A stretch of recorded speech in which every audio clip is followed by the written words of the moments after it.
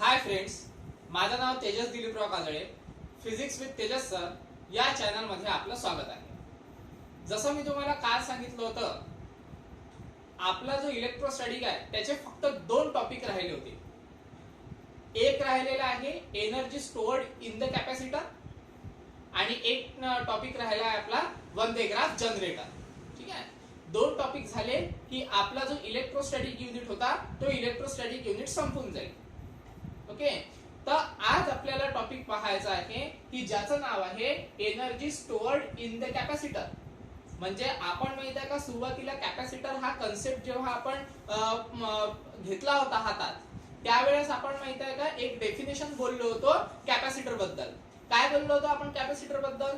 की कॅपॅसिटरला जर समजा आपण चार्जेस प्रोव्हाइड केले तर ते चार्जेस तो काय करतो, स्टोअर्ड करून ठेवतो. म्हणजेच काय, तर एखादं कॅपॅसिटर आपल्याकडे असेल तर तो कॅपॅसिटर एनर्जी स्टोअर करून ठेवतो. पण तो किती प्रमाणात एनर्जी स्टोअर करून ठेवतो याच्याबद्दल आपण डिस्कस केलं नव्हतं. फक्त एनर्जी स्टोअर करून ठेवतो एवढंच आपण बोललो होतो, बरोबर आहे. पण आज आपल्याला एक्सप्रेशन पाहायचं आहे की समजा आपल्याकडे एखादा कॅपॅसिटर असेल, पॅरलल प्लेट कॅपॅसिटर असेल, तर तो किती प्रमाणात एनर्जी आपल्या स्वतःमध्ये स्टोअर करून ठेवेल. तर याचं एक्सप्रेशन आपल्याला काय करायचं आहे, फाइंड आउट करायचं आहे. तर एकदम इझी एक्सप्रेशन आहे. एकदम काय म्हणतात त्याला, एकदम त्याची जी लेंथ आहे त्या एक्सप्रेशनची ती खूप कमी आहे. म्हणजे एकंदरीत हा जो टॉपिक आहे हा खूप लहान टॉपिक आहे. ठीक आहे, तर सुरुवात करू आपण टॉपिकला. टॉपिकचं नाव आहे energy stored in the capacitor. ठीक आहे, म्हणजे असं कॅपॅसिटर की ज्यामध्ये एनर्जी स्टोअर करून ठेवली जाते, पण ती किती प्रमाणात एनर्जी स्टोअर करून ठेवतो हे आपल्याला काय करायचं, फाइंड आउट करायचं आहे. त्याच्यासाठी आपण एक डायग्राम काढली. एकदम सिंपल डायग्राम आहे. ओके, ही डायग्राम आपण काढली नाही काढली तरी चालते, पण समजण्यासाठी मी तुम्हाला ती डायग्राम सांगतोय. काय केलं आपण, एक पॅरलल प्लेट कॅपॅसिटर आहे. ऑब्विसली एका प्लेटवर राहील पॉझिटिव्ह चार्ज आणि दुसऱ्या प्लेटवर राहील निगेटिव्ह चार्ज. ठीक आहे, पण हे पॉझिटिव्ह चार्ज आणि निगेटिव्ह चार्ज का बरं मिळतात आपल्याला? कारण आपण हे जे कॅपॅसिटर आहे या कॅपॅसिटरला काय अप्लाय करत असतो, पोटेन्शियल डिफरन्स अप्लाय करत असतो. पोटेन्शियल डिफरन्स म्हणजे काय, सरळ आपण त्याला काय अप्लाय करतो, बॅटरी अप्लाय करतो. ठीक आहे, पॉझिटिव्ह प्लेटला आपण दिलेला आहे पॉझिटिव्ह टर्मिनल, म्हणजे कन्सिडर करा P1 ला दिला आपण पॉझिटिव्ह टर्मिनल आणि P2 ला दिला आपण निगेटिव्ह टर्मिनल. म्हणून मग त्याच्यावर माहित आहे का चार्जेस पण डेव्हलप होतात. मग कोणते चार्जेस डेव्हलप होतात, तर P1 वर आहे पॉझिटिव्ह चार्ज आणि P2 वर आहे निगेटिव्ह चार्ज.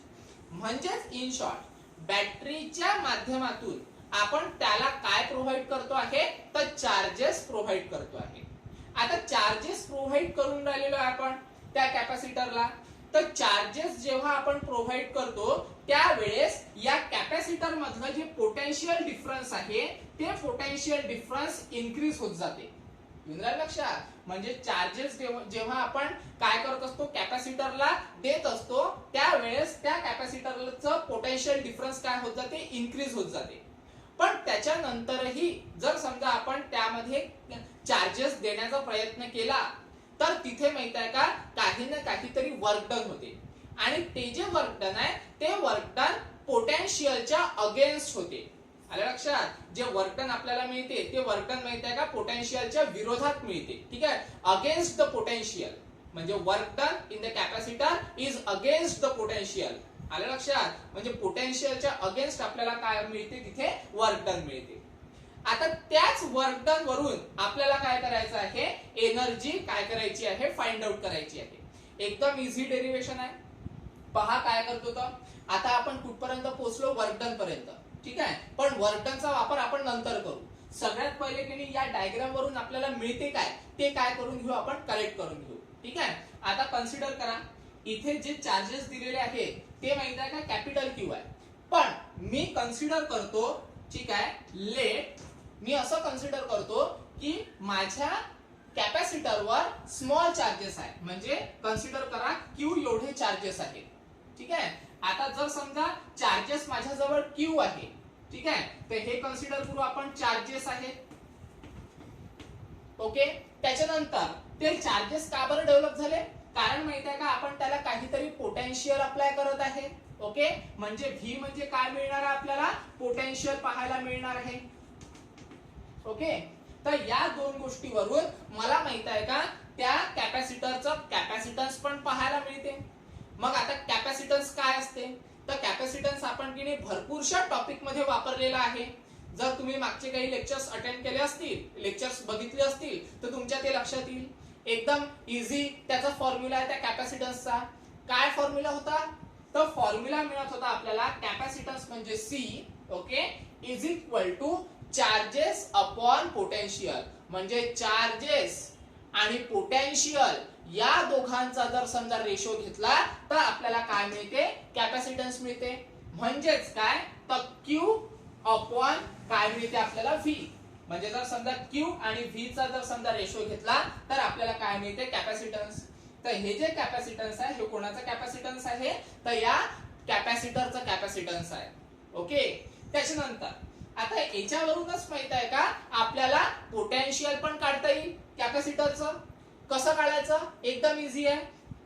हा जो व्ही आहे, व्ही म्हणजे काय, पोटेन्शियल. हा इकडे डिवायडेडला आहे, याचा तंगडोडा इकडे पुढे चालला जाईल तो मल्टिप्लायला, बरोबर आहे ना. म्हणजेच काय होईल पहा, धिस एम्प्लाइज हा जो क्यू आहे हा Q me as it is ठेवतो, म्हणजे charges as it is. Okay, त्याच्यानंतर हा जो व्ही आहे हा इकडे काय आहे, डिवायडेडला आहे. ओके, सॉरी 2 मिनिटं, आपल्याला पोटेन्शियल काढायचं आहे ना, तर थोडंसं गडबड झाली.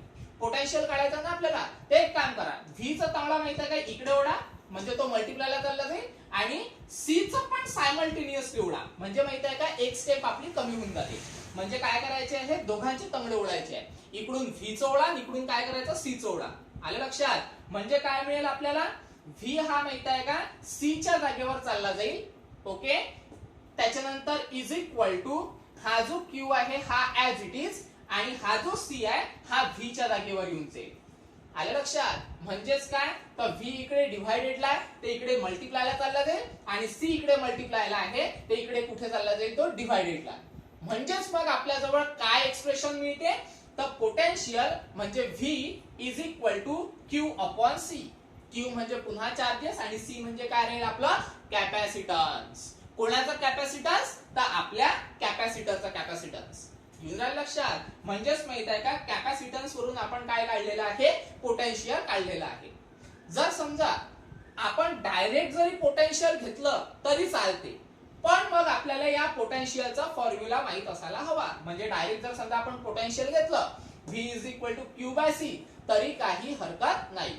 ओके, पण आपण ते कशावरून आणलं, कॅपॅसिटन्स वरून. ठीक आहे, तर याला कन्सिडर करा इक्वेशन नंबर 1. इथपर्यंत आलं लक्षात. आता पोटेन्शियल मिळालं. आता आपण माहित आहे का ज्या वेळेस कॅपॅसिटर बद्दल बोलत होतो त्यावेळेस आपण असं म्हटलं होतं की जेव्हा आपण की नाही त्याला काय करतो, चार्जेस प्रोव्हाइड करतो. चार्जेस प्रोव्हाइड केल्यानंतर त्याचं पोटेन्शियल डिफरन्स इन्क्रीज होते, आणि पोटेन्शियल डिफरन्स इन्क्रीज झाल्यानंतरही जर समजा आपण चार्जेस देण्याचा प्रयत्न केला तर तो तिथे माहित आहे का काहीतरी वर्क डन होते. बरोबर आहे ना. तर ते जे वर्क डन आहे तेच वर्क डन आपल्याला काय करायचं आता, घ्यायचं आहे. तर कन्सिडर करा आपल्याला काय मिळून राहिलं, तर वर्क डन मिळत आहे. ओके, म्हणजे त्याला म्हणू आपण वर्क डन. आता वर्क डनचा फॉर्म्युला काय असतो रे, तसा वर्क डनचा फॉर्म्युला राहतो फोर्स इंटू डिस्प्लेसमेंट. पण इथे माहित आहे का ना आपल्याला फोर्स मिळत आहे ना आपल्याला डिस्प्लेसमेंट मिळत आहे. मग इथे की नाही वर्क डनचा फॉर्म्युला घ्यावा लागेल आपल्याला. कोणता फॉर्म्युला घ्यावा लागेल, तर तो मिळेल आपल्याला चार्ज इनटू पोटेन्शियल. ठीक आहे, हा कुठेतरी तुम्ही फॉर्म्युला बघितला असेल मागच्या, जेव्हा आपण माहित आहे का पोटेन्शियल एनर्जीचा कन्सेप्ट पाहिला होता त्यावेळेस माहित आहे का असा काहीतरी फॉर्म्युला आपण बघितला होता. बरोबर आहे. जर समजा आठवत असेल तर तुमच्या लक्षात येईल. ठीक आहे, नसेल आठवत तर तो व्हिडिओ पाहून घ्या म्हणजे तुमच्या लक्षात येईल. काय म्हटलं होतं आपण, work done is equal to charge into potential. म्हणजे जर समजा चार्ज आणि पोटेन्शियलचा जर समजा आपण काय केला तिथे प्रोडक्ट घेतला तर आपल्याला काय मिळते, वर्क डन मिळते. येऊन राहिलं लक्षात. त्याच्यानंतर आता हे जे वर्क डन आहे, ओके, हे वर्क डन आपल्याला कसं मिळणार आहे, स्मॉल मिळणार आहे. आता कन्सिडर करा वर्क डन माझ्याकडे कसं आहे, एकदम स्मॉल वर्क डन आहे. ठीक आहे, म्हणजेच माहित आहे का चार्जेस पण माझ्याकडे कसे आहे, एकदम स्मॉल चार्जेस आहे. ओके, आणि पोटेन्शियल हे कसं राहील, ऍज इट इज राहील. इथपर्यंत येऊन राहील लक्षात. म्हणजे असं कन्सिडर करा की हे जे कॅपॅसिटर आहे, या कॅपॅसिटरवर स्मॉल अमाऊंट मध्ये काय आहे, चार्जेस आहे. स्मॉल अमाऊंट मध्ये म्हणजे कन्सिडर करा डीक्यू. ओके, जर स्मॉल अमाऊंट मध्ये जर चार्जेस असतील तर वर्क डन पण कसं मिळणार आपल्याला, स्मॉल अमाऊंट मध्ये वर्क डन मिळणार. इथपर्यंत आलं लक्षात. म्हणून मग आपण काय केलं, वर्क डन ला घेतलेला आहे डीडब्ल्यू. ओके, म्हणजे small change in work done, आणि डीक्यू ला म्हटलेला आहे स्मॉल चार्जेस, म्हणजे स्मॉल चेंज इन चार्जेस. इथपर्यंत आलं लक्षात. त्याच्यानंतर जे पोटेन्शियल आहे ते पोटेन्शियल आपण ऍज इट इज ठेवलं. आता तुम्ही म्हणाल सर तिथे आपण का बरं डीबी घेतलं नाही, म्हणजे चेंज इन पोटेन्शियल का बरं घेतलं नाही. कारण माहित आहे का, ही जी बॅटरी आहे ही बॅटरी चेंज होणारी बॅटरी नाही आहे. ही बॅटरी कशी आहे, तर कॉन्स्टंट बॅटरी आहे. म्हणजे जे पोटेन्शियल आपल्याला मिळणार आहे ते कॉन्स्टंट पोटेन्शियल आपल्याला मिळणार आहे. आलं लक्षात. म्हणून मग आपण पोटेन्शियल घेत असताना कसं घेतलेलं आहे, फक्त व्ही हे पोटेन्शियल घेतलेलं आहे.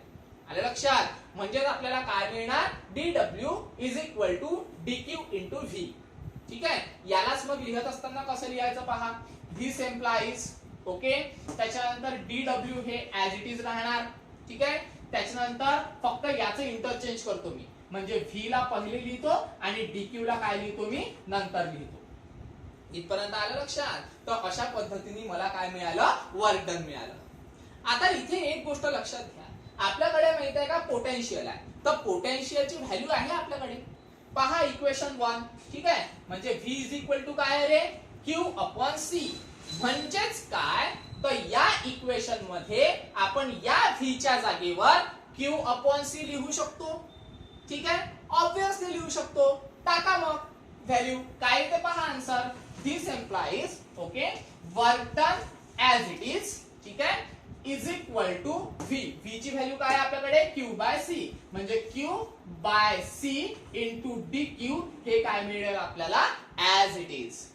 ठीक आहे, पण आता इथे माहितीये का, हे जे वर्क डन आहे हे स्मॉल अमाऊंट मध्ये वर्क डन आहे. आपल्याला कसं पाहिजे, लार्ज वर्क डन पाहिजे. मग जर समजा लार्ज वर्क डन पाहिजे असेल तर आपल्याला सिंपली काय करावं लागेल, तर इंटिग्रेट करावं लागेल. आलं लक्षात. मग आता इंटिग्रेट कसं करायचं, इंटिग्रेट तुम्ही इझिली करू शकता, कारण इंटिग्रेशन आपण भरपूरदा केलेलं आहे. ठीक आहे, तर मग इंटिग्रेट करा. पण इंटिग्रेशन करत असताना आपल्याला माहित आहे का, तिथे लिमिट्स द्यावे लागतील. आलं लक्षात. मग आता लिमिट कुठून तर कुठपर्यंत, लिमिट द्यावं लागेल आपल्याला 0 पासून तर क्यू पर्यंत. 0 पासून तर क्यू पर्यंत. का बरं, त्याचं कारण असं आहे की कन्सिडर करा माझ्याकडे एक कॅपॅसिटर आहे. ठीक आहे, आता हे कॅपॅसिटर, या कॅपॅसिटरला मी कुठल्याच पद्धतीचा पोटेन्शियल डिफरन्स अप्लाय केलेलं नाही. मग पोटेन्शियल डिफरन्स अप्लायच केलं नाही तर यावर चार्जेस राहतील का रे, तर चार्जेस राहणार नाही. मग चार्जेस नाही आहे सध्याच्या परिस्थितीत, म्हणजेच माहित आहे का, चार्जेस किती मिळेल आपल्याला, 0. ओके, आणि ज्या वेळेला मी याला पोटेन्शियल डिफरन्स अप्लाय करणार त्याच वेळेला माहित आहे का, या कॅपॅसिटरवर चार्जेस डेव्हलप होतील. मग ते किती चार्जेस डेव्हलप होतील, तर क्यू एवढे चार्जेस डेव्हलप होतील. येऊन राहिलं लक्षात. म्हणून मग इंटिग्रेशन करत असताना आपल्याला लिमिट कुठून तर कुठपर्यंत द्यायची आहे, तर 0 पासून तर क्यू पर्यंत. येऊन राहिलं लक्षात. तर मग लिहत असताना असं लिहू आपण. ठीक आहे, integrate about equation within limit. कोणत्या लिमिट मध्ये द्यायचे आहेत आपल्याला, 0 टू क्यू. आलं लक्षात. 0 पासून तर क्यू पर्यंत. करा मग इंटिग्रेशन, काय होतं पहा. आता डीडब्ल्यू चे इंटिग्रेट करा. आता अशा पद्धतीच्या बरेचसे इंटिग्रेशन तुम्ही सॉल्व्ह केलेलं आहे. जसं आपण म्हणत होतो डीएक्स चे इंटिग्रेशन एक्स होते, डी फाय चे इंटिग्रेशन फाय होते, बरोबर आहे. डीएस चे इंटिग्रेशन एस होते, तर मग डीडब्ल्यू चे इंटिग्रेशन काय होईल, तर डब्ल्यू होईल. बरोबर आहे ना. म्हणजेच मग माहित आहे का, याचं डायरेक्ट इंटिग्रेशन घ्यायचं, इथे लिमिट द्यायची काही गरज नाही. म्हणजे डीडब्ल्यू चे इंटिग्रेशन काय मिळणार आपल्याला, सरळ सरळ डब्ल्यू. ओके, त्याच्यानंतर इज इक्वल टू, आता याचं करावं लागेल इंटिग्रेशन. करा मग integration. Integration of, okay, integration of 0 to Q, ठीक आहे, कुठून तर कुठपर्यंत, 0 पासून तर कॅपिटल क्यू पर्यंत, ठीक आहे, इनटू काय आहे आपल्याकडे क्यू बाय सी इनटू काय आहे डी क्यू. आलं लक्षात. तर हे इंटिग्रेशन आपल्याला सॉल्व्ह करावं लागते. तर इंटिग्रेशन सॉल्व्ह करणं म्हटलं म्हणजे काय, लय मोठा तीर मारायला लागते काय, नाही, डायरेक्ट सॉल्व्ह होते ते, कारण तुम्हाला फॉर्म्युला माहित आहे. तर एक काम करा, तुम्हाला नेहमी सांगतो मी, इंटिग्रेशन कॉन्स्टंट वर अप्लाय होत नसते, तर त्या कॉन्स्टंटले बाहेर काढायचं. काढा मग काय होते पहा.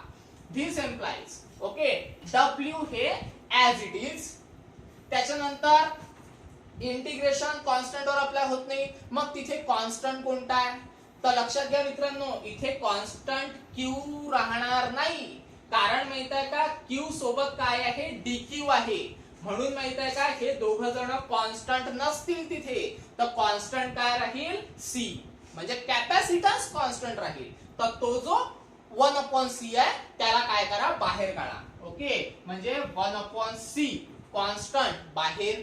इंटिग्रेशन कोणाचं करावं लागेल, integration of 0 to Q, okay, Q into काय राहणार डी क्यू, ठीक आहे. आता हे सॉल्व्ह करता येतं ना आपल्याला. फॉर्म्युला आपण पाहत होतो इंटिग्रेशन ऑफ एक्स डीएक्स वाला, तो फॉर्म्युला पुट अप करा इथे, ठीक आहे. तर पहा काय होते, तर डायग्रामचं काम झालं, त्याच्यानंतर 2-3 स्टेप मध्ये आन्सर मिळते. पहा काय होते पहा, W as it is equal to 1/c as it is, okay. त्याच्यानंतर आता इथे माहित आहे का इंटिग्रेशन करायचं आपल्याला क्यू चं, तर लक्षात घ्या, नेहमी तुम्हाला तो फॉर्म्युला सांगतो, आजही सांगतो, व्यवस्थित लक्ष द्यायचं. म्हणजे इथे फॉर्म्युला कोणता लागते पहा, integration of x raise to the power n into dx is equal to मिळते आपल्याला x raise to the power, sorry integration नाही राहणार, x raise to the power n+1 upon n+1. हा फॉर्म्युला कुठे लागणार आहे, तर या ठिकाणी पहा कसं. इंटिग्रेशन आहे, ओके, फक्त माहित आहे का इथे x dx आहे, इथे काय आहे q dq आहे. मग तुम्ही म्हणाल इथे तर n आहे, इथे तर काहीच नाही आहे, तर कन्सिडर करा काहीच नाही आहे म्हणजे काय आहे 1 आहे. ओके, आता अप्लाय करा फॉर्म्युला. कसं अप्लाय करायचा पहा. जर समजा integration of x raise to the power n dx is equal to आपल्याला काय मिळते, x आहे तर x राहील, ओके, म्हणजेच माहित आहे का q आहे तर काय मिळणार आपल्याला, सरळ सरळ q मिळणार, ठीक आहे. त्याच्यानंतर इथे n आहे तर n+1 राहील, बरोबर. मग इथे माहित आहे का 1 आहे तर काय मिळणार आपल्याला 1, सॉरी काय मिळणार आपल्याला 1+1.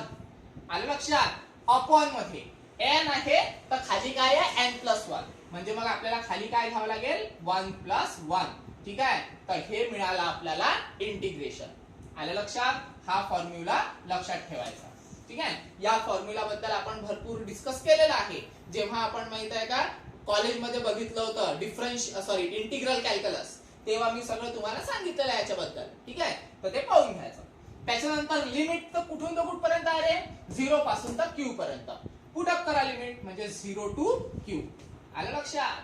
आता काय होते पहा, लिमिट पुट करत असताना जिंदगीभर लक्षात ठेवा, आपण कशी लिमिट पुट करत असतो, upper limit minus lower limit.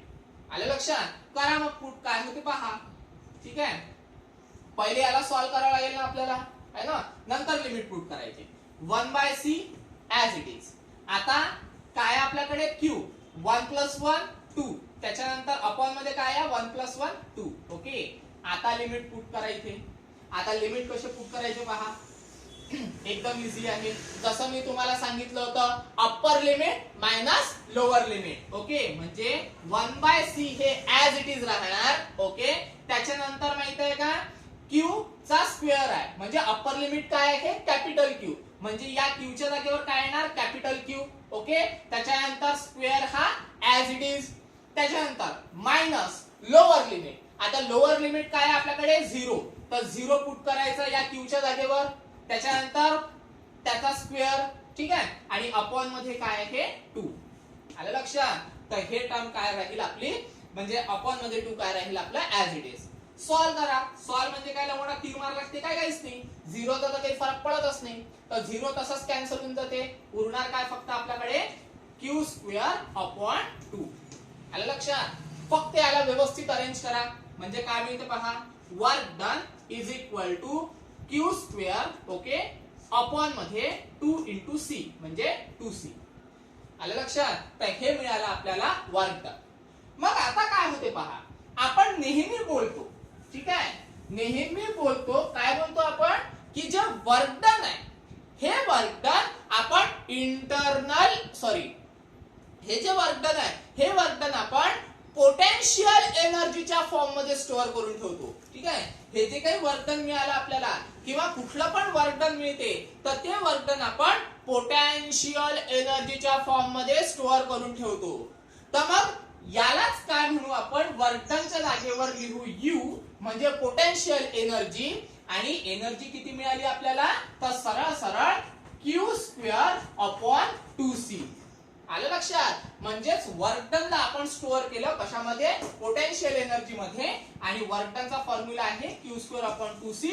म्हणजेच काय, तर potential energy is equal to काय मिळालं आपल्याला, क्यू स्क्वेअर अपॉन 2c.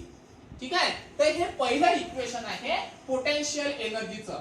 पण कोणाची पोटेन्शियल एनर्जी रे, तर आपल्या कॅपॅसिटरची पोटेन्शियल एनर्जी. म्हणजे कॅपॅसिटर मध्ये एवढी एनर्जी आपण स्टोअर करून ठेवू शकतो, किंवा असे म्हटलं तर चालेल पोटेन्शियल एनर्जी मध्ये एवढे चार्जेस आपण स्टोअर करून ठेवू शकतो. इथपर्यंत आलं लक्षात.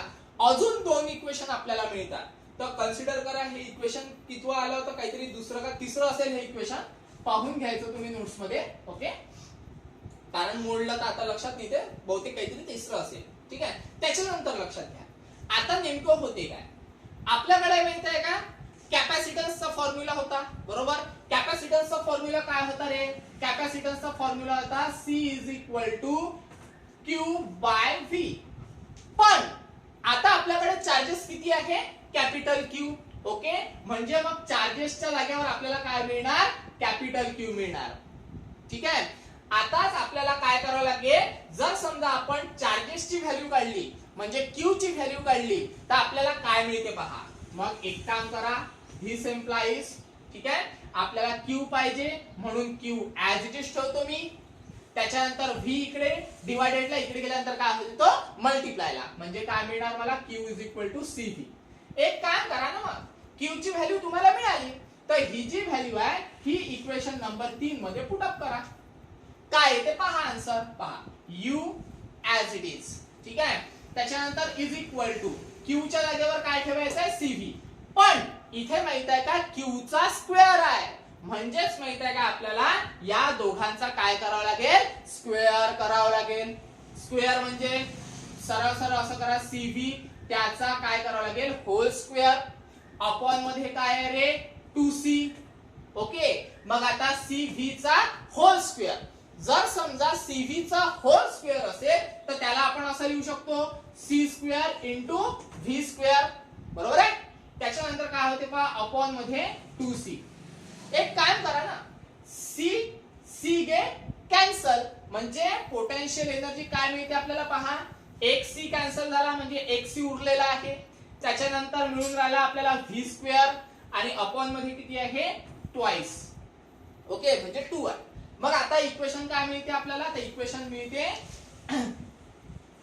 दिस implies U is equal to 1/2 into CV square. Okay, 1/2 ला फक्त बाहेर काढलं आणि CV स्क्वेअर ला एकत्र आणलं. ठीक आहे, फक्त थोडीशी काय केली मी, ऍडजस्टमेंट केली. आलं लक्षात. तर हे मिळालं आपल्याला दुसरं इक्वेशन. आता अजून एक इक्वेशन मिळते, त्याच्यासाठी काही लय मोठा तीर नाही मारावा लागत, याच्यावरूनच मिळते. तो पहा कसा मिळते, का potential energy as it is. या इक्वेशनला पकडा आता, या इक्वेशनला. ओके, यामध्ये काय आहे, equal to sign as it is ठेवला, त्याच्यानंतर हाफ ऍज इट इज ठेवतो मी. आता C ची व्हॅल्यू काय आहे पहा बरं रे.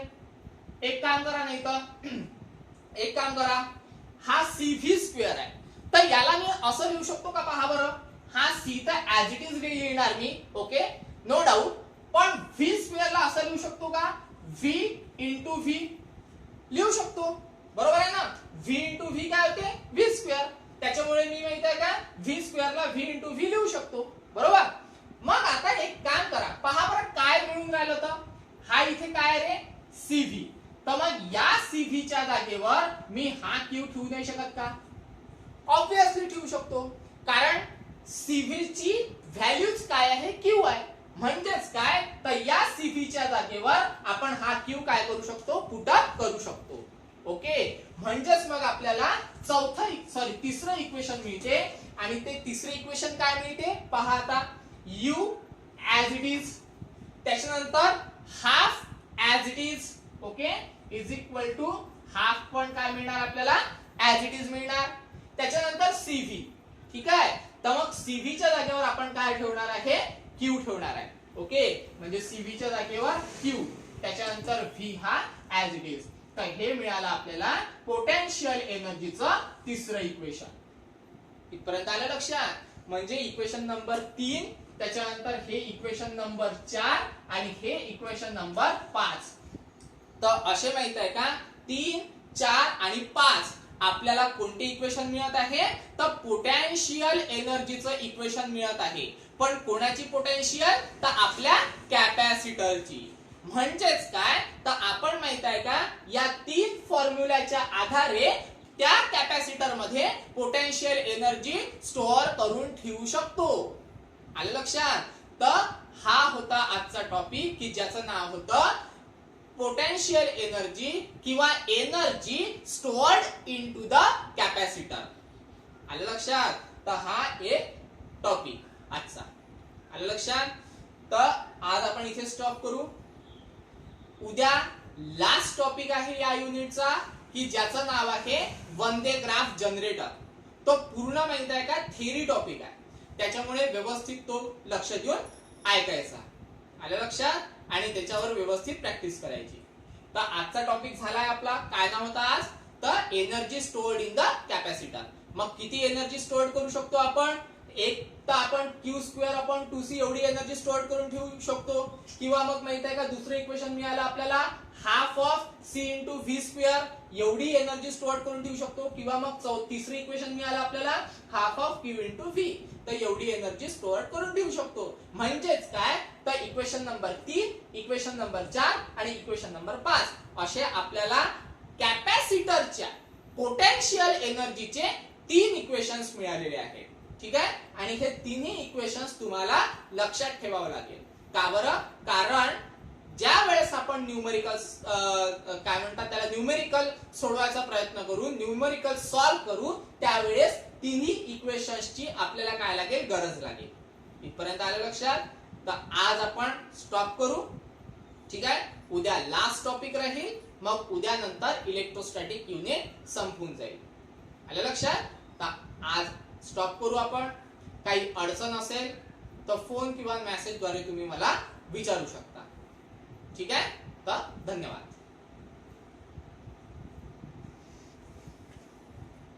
बाप्पा